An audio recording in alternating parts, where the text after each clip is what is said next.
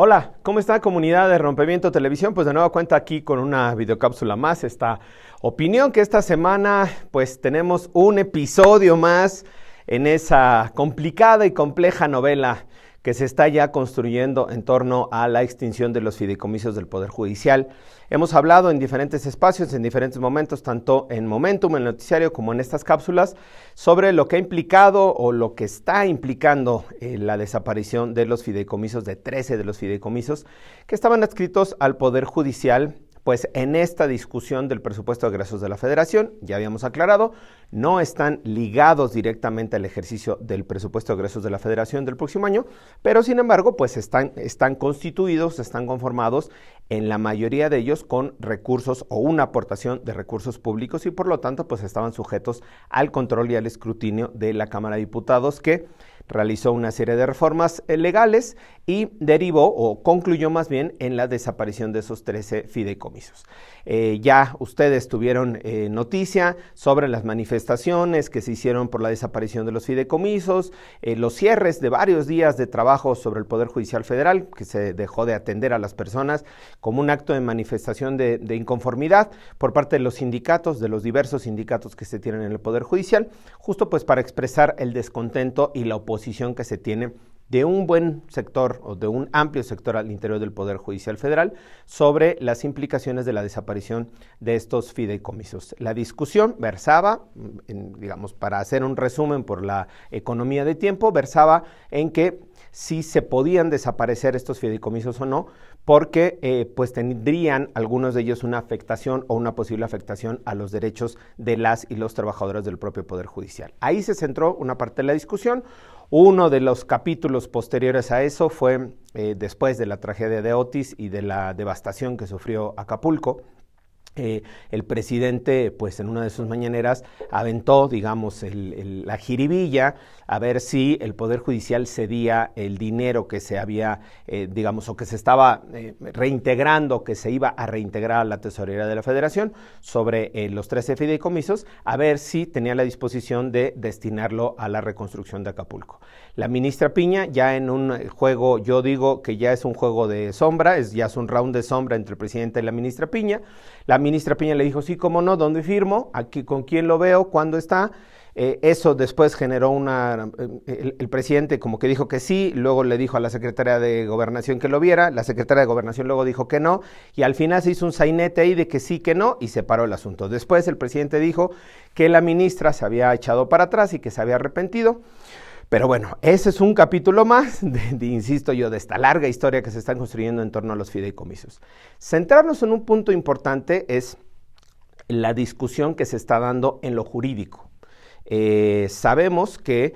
se presentó por un grupo de juzgadores, juzgadoras, de integrantes del Poder Judicial, una demanda de amparo, una solicitud de amparo, juicio de amparo, en el Juzgado Noveno de Distrito en materia administrativa, para que pues con ese amparo se pudiera analizar si las competencias de la Cámara de Diputados daban para poder desaparecer estos fideicomisos, si esta desaparición no afectaba o sí afectaba los derechos de las y los trabajadores, y si era, digamos, viable retrotraer, diríamos en términos jurídicos, es decir, echar hacia atrás o revocar la decisión de la Cámara de Diputados. Esto derivó en esta demanda de amparo, se concedió eventualmente, en ese primer momento se concedió una suspensión provisional con la intención de que las cosas se mantuvieran en el estado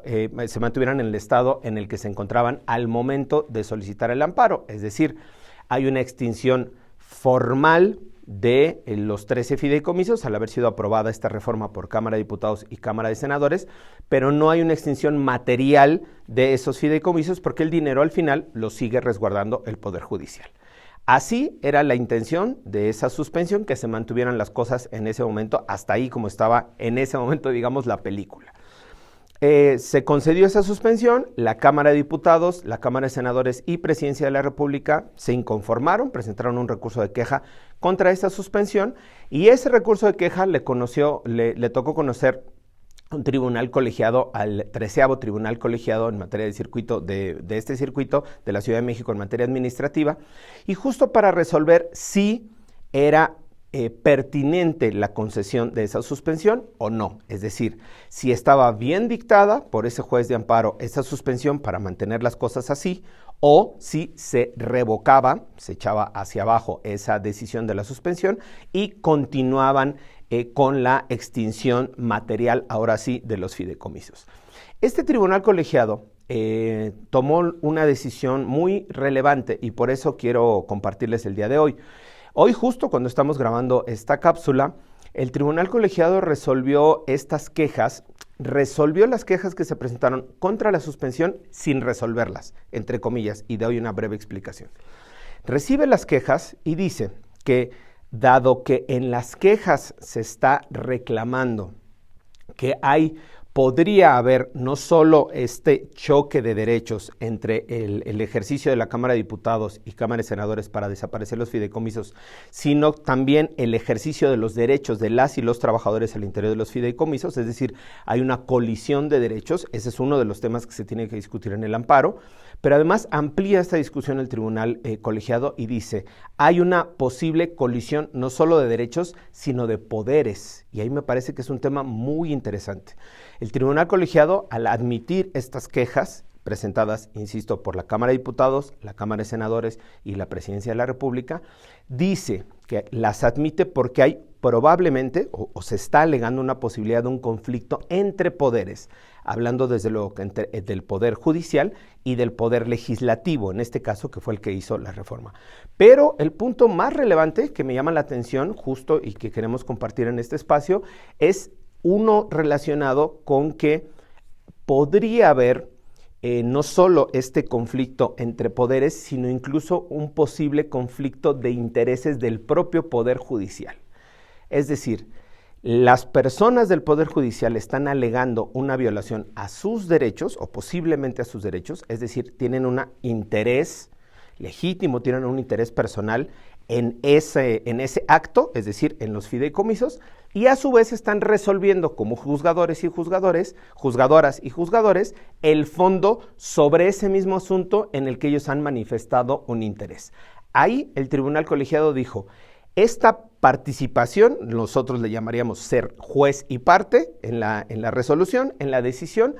es de tal envergadura, de tal trascendencia, que yo, tribunal colegiado, lo que hago es remitirlo a la Suprema Corte de Justicia de la Nación para que sea la Suprema Corte la que resuelva el fondo de este asunto. Es decir, aquí ya se está saltando literalmente los niveles del juzgado de distrito originalmente donde se presentó el amparo. Con esta decisión del tribunal colegiado se remite, se solicita la atracción a la Corte, es un procedimiento donde la Corte tiene que decidir si atrae o no el amparo. Dadas las condiciones y las características del mismo, yo infiero que sí, así lo hará, y será entonces la propia Corte la que resuelva el fondo de la extinción de los fideicomisos. El tema y la pregunta vuelve a recaer en el mismo punto que nos hemos hecho en diferentes espacios. Pueden ser juez y parte, no solo el juzgado de distrito, el tribunal colegiado, sino la propia Suprema Corte de Justicia, puede ser juez y parte en la decisión de fondo sobre la extinción de los fideicomisos. ¿Habrá algún ministro o ministra que participó en la marcha para oponerse a la extinción de los fideicomisos que se va a excusar? Es decir, que va a decir yo no participo porque manifesté mi posición públicamente, se va a excusar, no va a participar en las discusiones. Creo que los capítulos que vienen de esta tragicomedia, de esta novela que se sigue armando entre el Poder Judicial y el Poder Legislativo por la desaparición de los fideicomisos, dará mucho que hablar todavía en las próximas semanas y en este espacio se los estaremos compartiendo.